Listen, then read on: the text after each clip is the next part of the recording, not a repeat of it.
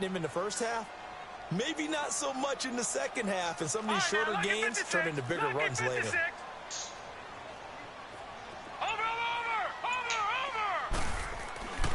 Back to throw here. Escaping the pressure right. And he can't get rid of it. He's taken down. Mark Barron in there to sack him for a loss of 6. And no matter what the situation, the O-line just hates that because they feel like they didn't protect little brother back there, right? Man, that's just so difficult for them because just think about every single play. When you decide to throw the football, you're dealing with some of the best athletes on the planet. You talk about guys, if they weren't playing football, they'd be starring in the NBA at power forward. It's a really difficult task. All right, now, lucky 56. Lucky 56. Now on 3rd and long, they'll look to throw. It's complete to Snead.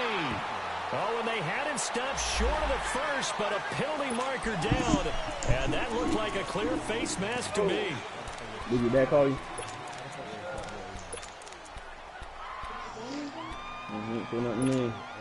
And now it's 1st and 10. A big mistake, especially when you factor in the personal foul yardage. Huh?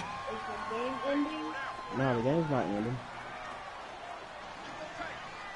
Detroit! Detroit!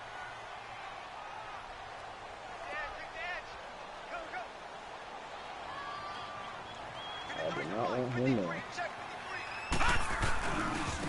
Now they try the right side here. And he'll lose yardage on the play back at the 37-yard line. It's a loss of a yard there, and now 2nd down. Good opening quarter for him. Remember, he had the sack earlier. Now a tackle for loss, another tackle for loss. He's really making it tough on the play caller, though, isn't he? Because it's one thing to try and adjust when a guy is disrupting your running game. But when he's messing up your passing game as well, they may have to devote at least a second guy to him to try and keep him away from their plays. And that play going absolutely nowhere as he's belted before he could get out of the backfield. I know the scouting report on him is that he doesn't possess the eye discipline to be an elite linebacker, and what that means is his ability to read, react, and make a play.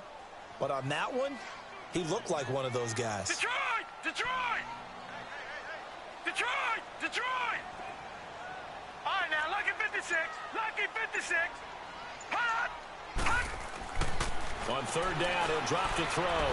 Forced out to his left. And he couldn't hang on to it through the contact. Incomplete. You can tell they were hoping for a flag there offensively. Several on the sideline motioning.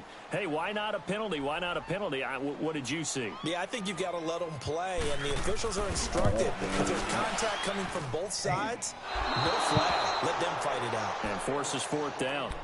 Everything looked good. Good snap, good hold. Sometimes, though, the ball just doesn't want to go where you want it. And this one winds up no good. Watson will bring up the Texans here 1st and 10 at the 45. Now it's Watson. He's letting this one. This is caught at the 20.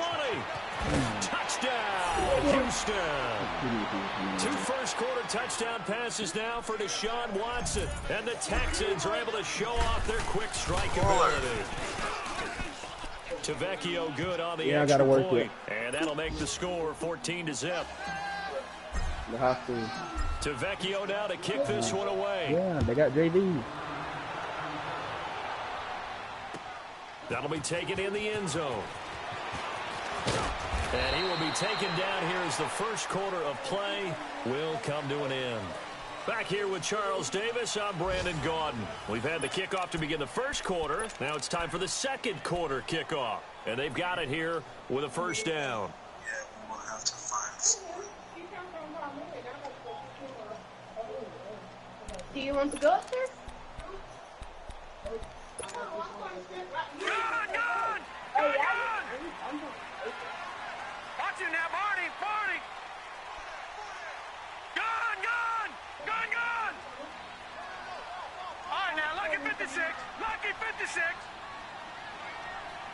All right, now, lucky 56. Lucky 56. They'll try and start this drive in the air. And he's going to go down. The Texans come at him and able to bring him to the ground. Vic Beasley in there to get him, and that's sack number 8 for him on the year. So that complicates things a bit here. 18 yards to go now on 2nd down. Now they'll throw here out of the gun. His throw incomplete. Fair to say, hasn't been his best game throwing the football, but also not getting a lot of help out there either. Yeah, you nailed it pretty well, you know. He's got to throw it better, got to get more help. Obviously one that should have been caught. They got to find a way to bring those two elements together so they can make some progress in this one. But when this ball's tipped and intercepted, picked off by Quan Alexander, and he brings it back to right around the 26-yard line. They're trying to resurrect his confidence. Last week was a disaster. 5 interceptions in that loss, and another pick there. I played with a quarterback like this before, and he had a tough game, and the head coach said, I'll take him, I'll fix him. The very next game, he started out the exact same way. The head coach turned to the offense coordinator and said, he's yours from now on. Someone has to take responsibility and work with him and try and get him settled.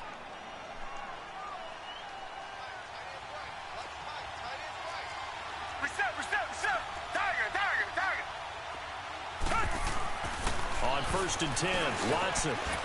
And he's in. Touchdown, Houston. Deshaun Watson, touchdown. A good tight end is a heck of a weapon for any to work against a smaller defensive back.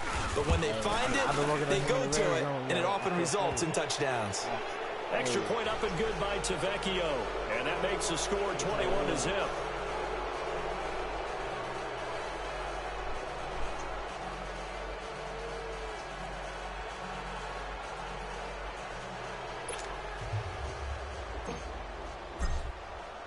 Tavecchio to kick this one away. This fielded a few yards into the end zone. And it's a pretty good return here as he'll get it up to the 29-yard line.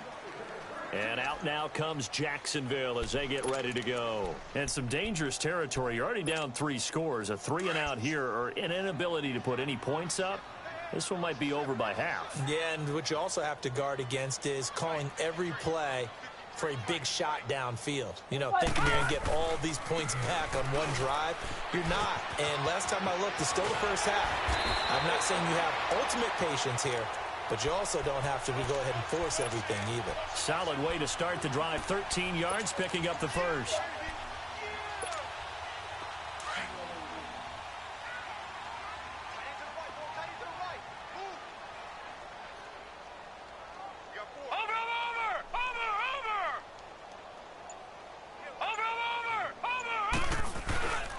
Right back to him on 1st down. And he'll be taken down, but not before he gets into enemy territory. 10 yards there, good enough for a Jags 1st down. Boy, he does it at a high level, doesn't he? Because when I watch him, I think of his vision. Straight ahead, peripheral. Also has that sense of where holes are going to be before they actually open. I think that helps set him apart from many of the other backs in the league.